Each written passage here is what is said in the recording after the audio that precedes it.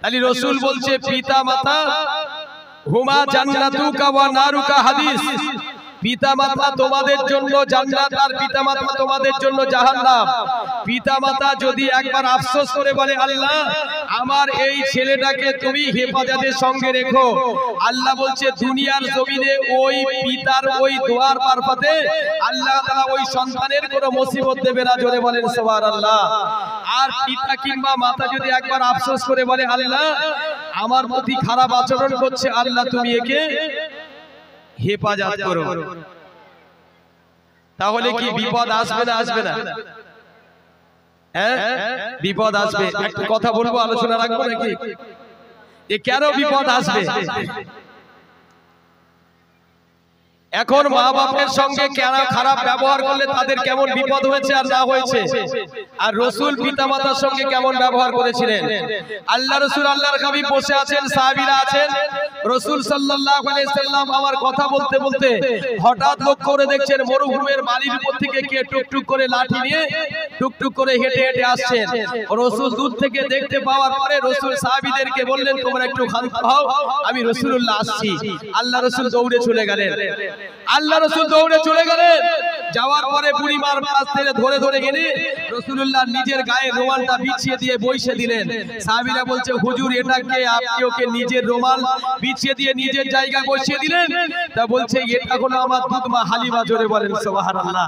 তাহলে দুধমা হালিমা যে দুধ খাইয়েছে, আর যে 10 মাস 10 দিন গর্ভে রেখেছে দুটো এক, 10 মাস 10 দিন যে গর্ভে রেখেছে সে দুটো এক কি?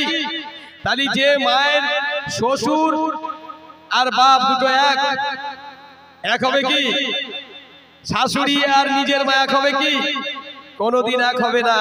তাহলে তবু রাসূল তাকে সম্মান করলেন, আর আমরা কি করছি? কাকে সম্মান করব? এখন দেখা গেল মা যদি সকালে বলে বাবা একটু বাজারে যাচ্ছি, আমার একটু ছোট্ট নেশা পান খাই, 5 টাকার পান আনিস না, ছেলে কিন্তু কানে তুলো ঢুকিয়েছে শুনতে পাইনি, আর বউ ওদিকে বলছে এই দেখো বাপের বাড়ি যাব, মা দইটা ভালোবাসে, ছানা ভালোবাসে, খবরদার 2 দই আর একটা ছানা নিয়ে এসো। এ কিন্তু সবার আগে এইটা কিনে বাড়ি নিয়ে গিয়ে হাজির। ভুল বুঝবেন না আমাকে, আমি বোঝাতে চাচ্ছি আজকে যে আমরা কোথায়, আমাদের মধ্যে কতটা স্বচ্ছতা আছে। এখন ও কি করলো? আগে এই দুটো কিনে নিয়ে বাড়ি গিয়েছে, বিবির হাতে দিচ্ছে, আর মা বলছে বাবা পান এনেছিস? বলছে আল্লাহর কি রে মা মনে নেই নাকি ওর আনার ইচ্ছা বলেন? তাহলে ওই মা দোয়া করবে? ওই মা দোয়া করবে না বদদোয়া দেবে? বলেন। দায়াল কালবি যিনি হচ্ছেন দায়াল কালবি, এর ঘটনা জিতে গেলে এদিকে আমি থাকতে পারবো না। তাহলে এইদিকে দেখছি যে রাসূলের মহব্বত ভালোবাসাটা কতটা আমাদের মধ্যে হওয়া উচিত। হযরত আওসাল কারনী এমন সময় মাঠে ছাগল চরাতে চলে গেলেন, আমার রাসূলুল্লাহ দোয়া করেছেন দায়াল কালবি দাও আওসাল কারনীর জন্য। আওসাল কারনী কিন্তু মায়ের কথা শুনছেন, মা বলছে বেটা আল্লাহ রাসূল আল্লাহর হাবিবের কথা মায়ের কাছে গিয়ে বলছে আমার আম্মা জান মক্কার নগরে, আরব দেশে মক্কা নগরে আব্দুল্লাহ বলে একজন ব্যক্তি, তার একটি মাত্র সন্তান, যার নাম হলো মুহাম্মদুর রাসূলুল্লাহ, সকলে বলি সাল্লাল্লাহু আলাইহি ওয়াসাল্লাম। তিনি আরবের বুকে জন্মগ্রহণ করেছেন, তিনি হলেন সর্বশ্রেষ্ঠ নবী, তারপরে আর কোনো নবী আসবে না। আর যারা তার হাত দিয়ে ইসলাম ধর্ম গ্রহণ করে মুসলমান হয়ে যাবে, মুসলমান হয়ে গেলে তার ইহকালে শান্তি পরকালেও শান্তি হবে। এ আমার আম্মা জান আপনি আমাকে একদিন সেখানে যেতে দেবেন?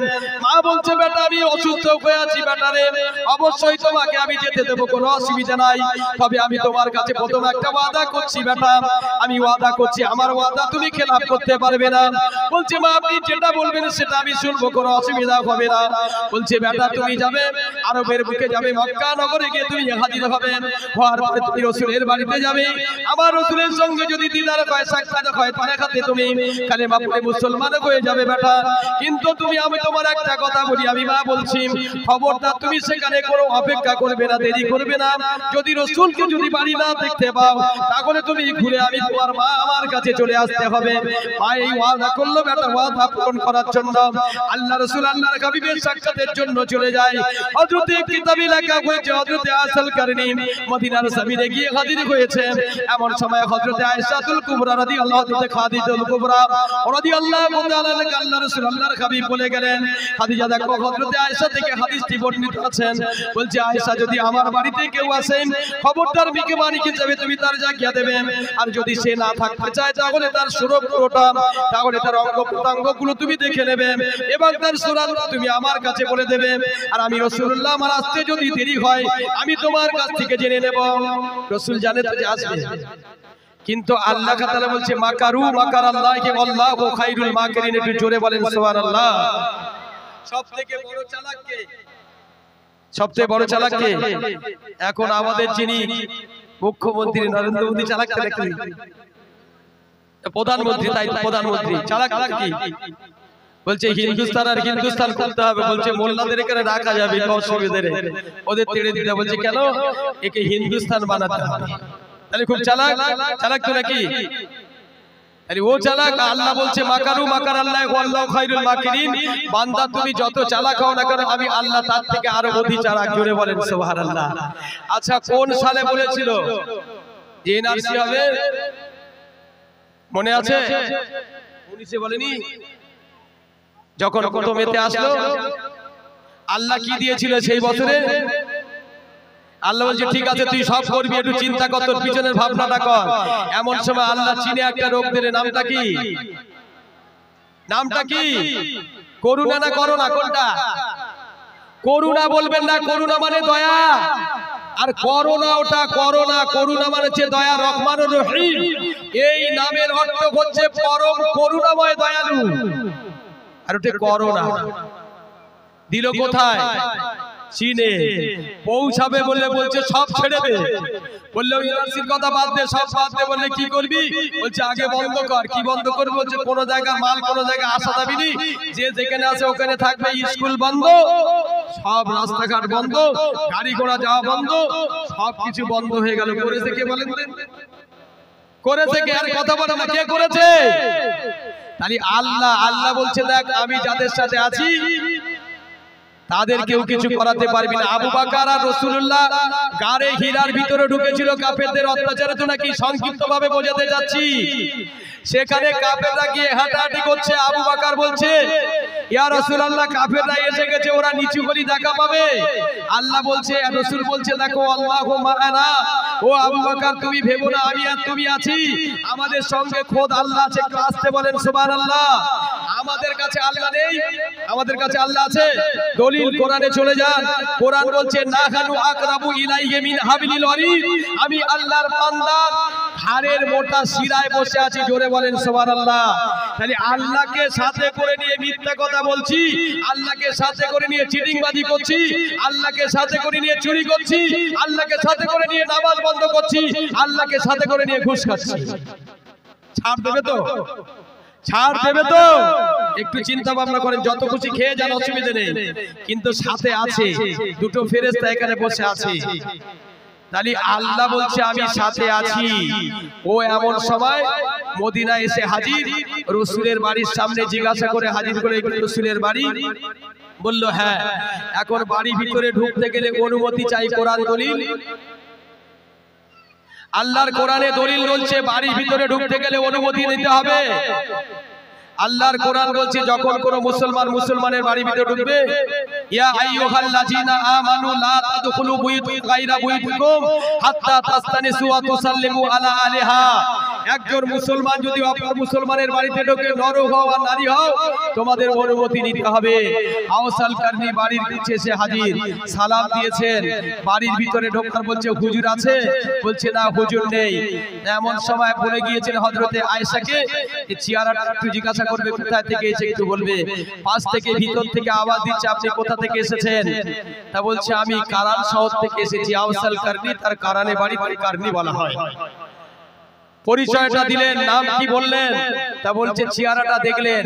আল্লাহ রাসূলের তার আগে স্বপ্নের মাধ্যমে তার চেহারাটা দেখিয়ে দেওয়া হয়েছিল। এখন দেখিয়ে ও বলার পরে বলছে রাসূল যখন নেই সঙ্গে সঙ্গে দৌড়ে চলে গেল, কেননা মায় ওসিয়াত করে এসেছে দেরি করতে পারবেন না। এমন সময় রাসূল নামাজ পড়ে এসে হযরত আয়েশা সিদ্দিকা রাদিয়াল্লাহু তাআলা আনহাকে জিজ্ঞাসা করছেন, আয়েশা আমার বাড়িতে কি কোনো মেহমান এসেছিল? বললে হুজুর এসেছিল কিন্তু দেরি করেনি, আপনার পরিচয়টা নিয়ে চলে গিয়েছে। আমি তার পরিচয়টা বলছি, পরিচয়টা সবকিছু বললেন। আমিরুল মুমিনিন খলিফাতুল মুসলিমিন হযরতে আবু বকর, হযরতে ওমর, হযরতে আলী, হযরতে তালহা, হযরতে আবু জার গিফারি, এমন করে হযরতে আব্বাস, হযরতে উসমান, এমন করে সাহাবীরা আছেন। সাহাবী থাকতে থাকতে আল্লাহ রাসূল আল্লাহর হাবিব আবু বকরের দিকে খেয়াল করলেন না, আল্লাহ রাসূল হযরতে আব্বাসের দিকে খেয়াল করলেন না, আল্লাহ রাসূল হযরতে ওমরের দিকে খেয়াল করলেন, আলীর দিকে খেয়াল করে বলছেন, ও হযরতে ওমর আর হযরতে আলী, শোনো শোনো, আমি রাসূলুল্লাহ যখন ইন্তেকাল করে যাব, দুনিয়ার জমিনে ওই ব্যক্তির সঙ্গে আমার দিদার হয় নাই, ওই ব্যক্তির সঙ্গে আমার সচক্ষে সাক্ষাৎ হয় নাই, এর নাম হলো আওয়াল করনি ওয়াইস করনি। দেখো দুনিয়ার জমিনে ওই ব্যক্তির সঙ্গে প্রথম যদি সাক্ষাৎ হয় তোমাদের দুজনের হবে, সেটা হলো হযরত আলী আর হযরত ওমরের কথা বললেন। হযরত আবু বকর বললেন, ইয়া রাসূলুল্লাহ, ইয়া হাবিবাল্লাহ, তাহলে আমার কথা কেন বললেন না? বলে না, আমি রাসূলুল্লাহ তোমাদেরকে জানিয়ে দিলাম কেবলমাত্র ওই দুজন সাহাবীর সঙ্গে সাক্ষাৎ হবে। কেমন ভাবে সাক্ষাৎ হবে? সাহাবীরা বললেন, ইয়া রাসূলুল্লাহ, ইয়া হাবিবাল্লাহ, আমরা তো জীবনে ওয়াইস কুরুনিকে দেখিনি আর আপনি ওয়াইস কুরুনিকে দেখেননি, তাহলে আমরা ওয়াইস কুরুনি নামটা শুনেছি কিন্তু তাকে পরিচয় পাবো কিভাবে? তার চরিত্রটা কেমন হবে, তার আখলাকটা কেমন হবে, তার দেখতে কেমন হবে, আপনি একবার বলে দেন। আল্লাহ রাসূল আল্লাহর হাবিব বলছেন, সাহাবীরা, আমি রাসূলুল্লাহ তাকে দেখিনি কিন্তু আল্লাহ তাআলা আমার দিলের সঙ্গে তার দিলটা জুটিয়ে দিয়ে আমি রাসূলুল্লাহ সচক্ষে তার সঙ্গে সাক্ষাৎ না করলে আল্লাহ তাআলা স্বপ্নের মাধ্যমে আমাকে দেখিয়ে দিয়েছে। আল্লাহ রাসূল আল্লাহর হাবিবের হাদিস আছে, মান রাআ ফিল মানামে ফাকাদ রাআনি হাক্কুন। আল্লাহ রাসূল আল্লাহর হাবিব বললেন যে আমি রাসূলুল্লাহ আমাকে স্বপ্নের মাধ্যমে দেখলো, সে আমি রাসূলুল্লাহ আমাকে সত্য দেখলো। জোরে বলেন সুবহানাল্লাহ। আল্লাহ রাসূল আল্লাহর হাবিব স্বপ্নের মাধ্যমে দেখিয়ে দিয়েছিলেন। বলে দেখো তার শরীরটা হবে জীর্ণ, তার শরীরটা হবে জীর্ণ, তার মাথার চুল হবে উগ্র কুগ্র, সে পাগলের মতো থাকবে সব সময়, তার গায়ে কোনো নূতন পোশাক থাকবে না, তার গায়ে কেবলমাত্র একটা কম্বল থাকবে, আর ওই কম্বলে থাকবে লক্ষ লক্ষ আপনার কিনা শত শত আপনার থালি দেওয়া। সে কারোর কোনো পোশাক পরিধান করবে না, সে কারোর বাড়ি কোনো খাদ্য খেতে যাবে না, সে কারোর সঙ্গে কোনোদিন ওটা পোশাক চলাচল করবে না, সে কোনো মানুষের সঙ্গে চলবে না, সকল মানুষ তাকে দেখলে ঘৃণা চোখে দেখবে। আচ্ছা মুসলমান, আমরা তো মুসলমান হয়েছি, আমরা ইসলাম ধর্ম গ্রহণ করেছি, বলুন আপনার বাড়িতে ভালো ভালো মেহমান এসেছে দুপুর বেলা, আপনি পলোয়া রান্না করেছেন, ভালো ভালো রান্না করেছেন, করার পরে এমন সময় একজন ভিক্ষুক আপনার কিনা নোংরা জামা গায়ে দিয়েছে, আপনার বাড়ির সামনে এসে বলছে, মা আজকে দুদিন খেতে পারি না, আপনার বাড়িতে এসেছি, আপনি কি আমাকে দুটো ভিক্ষা দেবেন, আমাকে দুটো ভিক্ষা দেবেন? আপনি মুসলমান, আপনি বুকে হাত দিয়ে বলেন আপনার বাড়ি ভালো ব্যবস্থা হয়েছে, জোগাড় হয়েছে, আপনি ওই বাড়িতে কি ওকে ডেকে নিয়ে আপনার ওই সুন্দর সুন্দর কুটুমের পাশে বসে খাওয়া দেবেন? কথা বলতে হবে, বলেন দেবেন? কথা নেই মুসলমান। আল্লাহ রাসূল আল্লাহর হাবিব বলছে, ওই জায়গা ওই বাড়ি ঘোড়া তাকে খিড়কি দিয়ে তাড়িয়ে দেবে, চলে যাও, তোমার ভিক্ষা নেবার সময় হয়নি, এখন তুমি ভিক্ষা নিতে এসেছো, তোমার তো লজ্জা বোধ হয় না? আমার বাড়ি নতুন নতুন আত্মীয় এসেছে, কুটুম এসেছে, তার সামনে এসে ভিক্ষা চাইছো। আল্লাহ কোরআন পাকের মধ্যে বললেন, ওয়া আম্মা সাইলা ফালা তানহা ওয়া আম্মা বিনিমাতি রাব্বিকা ফাহাদিস। একটু জোরে বলেন সুবহানাল্লাহ। আল্লাহ কোরআনে বলছে, যদি তোমার বাড়িতে কোনো ভিক্ষুক আছে, কোনো সাইল আছে, খবরদার তোমরা তাকে খিড়কি দিয়ে তাড়িয়ে দেবে না, তোমরা তাকে কাছে করে নেবে, নেবার পরে তোমার যে জায়গায় আত্মীয়কে বসাচ্ছ ওই জায়গায় আত্মীয়র জায়গায় তাকে স্থান দিয়ে দাও, দেওয়ার পরে তাকে এক মুঠো ওই খাদ্য খাইয়ে দাও। ওই খাদ্যটা খাওয়ার পরে ওই ব্যক্তিটা যদি আল্লাহর কাছে হাত তুলে কাঁদে, আল্লাহ তাআলা বলছেন ওই খাদ্যটা হাসরের ময়দানে জান্নাতি খাদ্য হিসাবে গণ্য হয়ে যাবে। কি করব বলেন? বুকে হাত দিয়ে বলেন, করব? এত ভালো ভালো প্যান্ট জামা পরে এসে আর ওই ভিক্ষুকের এদের কাছে বসে খাওয়া দেবো? কিন্তু ওটা তো ভিখারি না হতে পারে, আমি আলোচনা রাখছি, বুঝিয়ে দেব, ও ভিখারি তো না হতে পারে, হতে পারে না। হযরত ইদ্রিস আলাইহিস সালাতু ওয়াস সালাম কিতাবে লেখা হয়েছে, আল্লাহ তাআলার কুদরতে জান্নাত থেকে খাদ্য আসতো, সারা দিন রোজা রাখতো আর জান্নাতের খাদ্য তার কাছে আসতো, আসার পরে ওই খাদ্য তিনি ইফতার করতেন, আর বাকি যেটা থাকতো আবার তিনি মুড়ে পাঠিয়ে দিতেন, আল্লাহর রহমতের জান্নাতে চলে যেত। জোরে বলেন সুবহানাল্লাহ। একদিন আল্লাহর তরফ থেকে খাদ্য এলো, হযরত ইদ্রিস আলাইহিস সালাতু ওয়াস সালাম ওই খাদ্যগুলো খেলেন, খাওয়ার পরে দেখেন কিনা একজন মেঘে মার ভিক্ষুক সেজে এসে বাড়িতে হাজির হয়ে গেছে। উনি কি করলেন, তাকে বসালেন, বসানোর পূর্বে নিজে খেলেন, খাওয়ার পরে খাদ্যটা তাকে দিলেন। হুজুর আপনি এই খাদ্যটা খান। ভিক্ষুককে বললেন ভাই আপনি এই খাদ্যটা খান। এখন ভিক্ষুককে খেতে দিয়েছেন, উনি খাওয়ার পরে বাকি খাদ্য জান্নাতে পাঠিয়ে দেয়, আবার আল্লাহর তরফে চলে যায়। কিন্তু ওই দিন মেহমান এসেছে বলে ওই মেহমানকে খাদ্যটা খেতে দিয়েছেন, ওই মেহমানটা খাদ্যটা খেলেন না। সারাটা রাত এই খাদ্যটা ওইভাবে রইলাম। ওই মেহমান সারাটা রাত আল্লাহর ইবাদত করে কাটিয়ে দিলাম। ইবাদত করে কাটিয়ে দেওয়ার পরে এমন সময় যখন সকাল হয়ে গিয়েছে, হযরত ইদ্রিস আলাইহিস সালাম দেখেন ওই মেহমান সে নিজে নামাজ পড়ছে, আল্লাহর তাসবিহ পড়ছে, কিন্তু আল্লাহর জান্নাতি যে খাদ্যটা ছিল ওই খাদ্যটা সে খেলো না, খাদ্যটা বাদ দিয়ে রেখে দিয়েছে। এমন করে সকাল যখন হয়েছে জিজ্ঞাসা করছে হুজুর ও ভাই ভিক্ষুক তুমি কেন আমার বাড়ি মেহমান হয়েছো? আমি যে খাদ্যটা খেয়েছি তোমার জন্য রেখে দিয়েছি, তুমি এই খাদ্যটা কেন ভক্ষণ করলে না, খেলে না একবার বলো। ওই ব্যক্তি কোনো কথা বললেন না, খাদ্য খাওয়ার কোনো কথা না বলে বলছে হুজুর চলুন একটু ঘুরে আসি, একটু ভ্রমণ করে আসি। হযরত ইদ্রিস আলাইহিস সালাম আর তার বাড়ির যে মেহমানটা ছিল ওরা দুজনে আপনার কিনা ঘুরতে চলে গেল। যেতে যেতে কিছুটা দূরে গিয়েছেন, যাবার পরে কিতাব বলছে একটা মরুভূমির উপরে চলে গেল। যাবার পরে দেখতে একটা রাখাল কতগুলি ছাগল চড়াচ্ছেন। ওই ছাগল চড়ানোর কাছে গিয়ে বলছে এমন করে হযরত ইদ্রিস আলাইহিস সালামকে বলছে ভাই ইদ্রিস এখন একটা কাজ করো না, ওই যে ছাগল চড়ছে ছাগল একটা ধরো না, ওই ছাগলটা জবাই করে সুন্দর করে ভুনা বানিয়ে খাই। আল্লাহর নবী হযরত ইদ্রিস বলছে ভাই মেহমান আমি তোমাকে জান্নাত থেকে আসা খাদ্য তোমাকে দিয়েছিলাম, তুমি ওই খাদ্যটা ভক্ষণ করলে না, খেলে না। এখন তুমি শরীয়তের ভাষায় যেটা হলো খাওয়া হারাম, পরের কোনো বস্তু না বলে খাওয়া চলবে না, চলবে না। তাহলে ওই বাড়িওয়ালার ওই ছাগলের মালিক কোথায় আছে জানি না, ওই ছাগল চড়াতে এসে রাখাল, আর আপনি বলছেন ওই ছাগল ধরে জবাই করে ভুনা বানিয়ে খাবে, এটা তো শরীয়তে কোনোদিন জায়েজ হবে না। ফেরেশতা তিনি ছিল কিন্তু ভিক্ষুক হিসাবে এসেছে, কোনো কথা বললেন না, একটু আগে চলে গেল। যাবার পরে বলছে হুজুরগণ এমন করে আবার একটা যাওয়ার পরে কিছুটা দূরে গিয়েছে, যাওয়ার পরে বলছে ভাই কিছু বাকি আছে, বাকিকে ডাকলেন, বলছে চাবি একটা ধরে জবাই করো না কেন, কিংবা অমুকের কাছে সুন্দর একটু ফল হয়েছে ভাই ওই ফলটা একটু করে পারো আমরা একটু ভক্ষণ করি। বলছে হুজুরগণ শরীয়তের ভাষায় ওটা খাওয়া হলো হারাম, কারোর কোনো জিনিস না বলে খাওয়া যাবে না, কারোর কোনো জিনিস না বলে খাওয়া ইসলাম পছন্দ করে না। এমন করে যখন দ্বিতীয়বার পরীক্ষা করলেন, করার পরে তৃতীয়বার যখন বলছে ভাই আপনি কে একটু পরিচয়টা দেন না, আমার জান্নাত থেকে খাদ্য আসলো আপনি খেলেন না আমি খেলাম, আবার আপনি ছাগল ধরে খাবে, বলছে আপনি অপরের মাল ভক্ষণ করে খাবেন, বলছেন আপনার পরিচয় নাই। বললে শোনেন আমি এমন কোনো ব্যক্তি নয়, আমি গোলাম আল্লাহর রহমতের ফেরেশতা হযরত জিবরাইল। জোরে বলবেন না সুবহানাল্লাহ।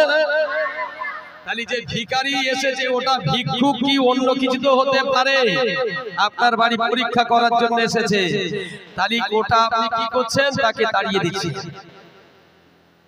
আমিরুল মুমিনিন খলিফাতুল মুসলিমিন আমিরুল মুমিনিন খলিফাতুল মুসলিমিন হযরত রাসূল পাক সাল্লাল্লাহু আলাইহি সাল্লামের সবাই এমন করে রাসূলের একজন বিবির নাম হলো হযরত উম্মে সালমা। হযরত উম্মে সালমার বাড়ি আমার রাসূলের ডিউটি পড়েছে, অর্থাৎ রাসূলের বিবি ছিল, তাদের প্রত্যেককে পালা সিস্টেম করা ছিল। এমন করে রাসূলের বাড়িতে একদিন ওর বাড়ি একদিন ওর বাড়ি একদিন সিস্টেম করেছিলেন। এখন দেখা যাচ্ছে এরা বলছে হুজুরগণ আপনারা বলেন কোরআন বলেছে চারটে বিয়ে করা যাবে, নিসাকুম হারসুল্লাকুম ফাতওয়ারসু মেয়েরা হলো তোমাদের পোশাক, তোমরা হলো মেয়েদের পোশাক, আর তোমরা বলেছেন দেখো সুন্নতি, আর বিয়ে করা হলো সুন্নাত। আও আহাদুন আও সালাসিন, এমন করে বলছেন কিতাব বলছে তোমরা চারটে পর্যন্ত বিয়ে করতে পারো, তবে একটা হলো তোমাদের জন্য উত্তম, যদি তোমরা চারটে বিয়ে করো তাদের সঙ্গে সদ্ব্যবহার করতে হবে। এখন দুটো বিয়ে করেছে, বড় বউটা ভাত দেয় না, ছোট বউটা নিয়ে আনন্দ করছে মুসলমান, তুমি মরে গেলে জবাব দিতে পারবে তো? বড় বউটার বিয়ে করেছে, বলছে ও দেখতে খারাপ হয়ে গেছে, এটা যেটা এনেছি খুব ভালো। এখন ছোট বোনের সংসার চলে যাচ্ছে, বড় বউ কেঁদে কেঁদে ঘুরছে, লোকের বাড়ি ভিক করছে। এ যদি নামাজ পড়ে আর ইবাদত করে রোজা করে কবুল হবে তো? হবে তো? কেন হবে না? এ তো স্বচ্ছতা। হুজুর এসে গেছে নাকি? এই কটার সময়? আলহামদুলিল্লাহ আবার শেষ হয়ে গেছে, বুঝতে পারি। আমার কিন্তু সমাপ্ত হয়ে গেল, অনেক কিছু আলোচনা করতেছি যে কিন্তু নাই, যাক আল্লাহ যতটুকু বলিয়েছে দেশের ছেলে হিসাবে আলোচনা করলাম। আপনাদের কাছে অনুরোধ করব 5 ওয়াক্ত নামাজ পড়েন, 5 ওয়াক্ত নামাজ আপনাদের পড়তে হবে। আর যদি মুসলমান যদি হই, একটা জায়গা বিশ্বাস রাখবো, মিথ্যা কথা বলবো না, অন্যায়ের প্রশ্রয় দেব না, তাদের গলা চলে যায়। অন্যায়ের প্রশ্রয় দেব না। কথা যদি না বলতে পারি, হাতে যদি না বের করতে পারি, মুখে যদি না বলতে পারি, ঘৃণা করে চলে আসবো। এটা পারবেন? কথা বলতে পারিনি, বললে মার খেতে হবে, কথা বলবো না। হাতে প্রতিবাদ করতে পারিনি, প্রতিবাদ করলে হাত কেটে নেবে, ঘৃণা করে চলে আসবো। তার কে অন্তর থেকে ঘৃণা করব। এটা যদি পারেন তাহলে মনে করব ঈমানের কিছু আপনার মধ্যে আছে। আর যদি মনে করেন যে না, কিছু বলার দরকার নেই, যা করছে করুক, তাহলে ঘটনার দিকে গেলে অনেক দূরে পৌঁছে যায়, আমি যাব না। শনিবার মাছ ধরা বন্ধ করা ছিল, অনেক পিছনের কথা। হুজুর এসেছে, যাই হোক, আমি দেশের ছেলে, আবার হয়তো আমাকে আপনারা রাখলে যে কোনো সময় পেয়ে যাবেন, কিন্তু হুজুর এসেছে, বাইরে মূল্যবান কথা আপনারা শুনবেন। তবে আপনাদের কাছে হাত জোড় করে বলছি, 5 ওয়াক্ত নামাজ পড়েন, স্বচ্ছতা ভাবে চলেন।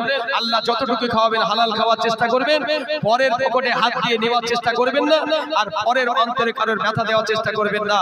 আল্লাহ আমাদের শোনা বোঝার থেকে বেশি বেশি আমল করার তৌফিক দান করুক। সকলে বলি আল্লাহুম্মা আমিন। উচ্চ স্বরে দরুদ শরীফ আল্লাহুম্মা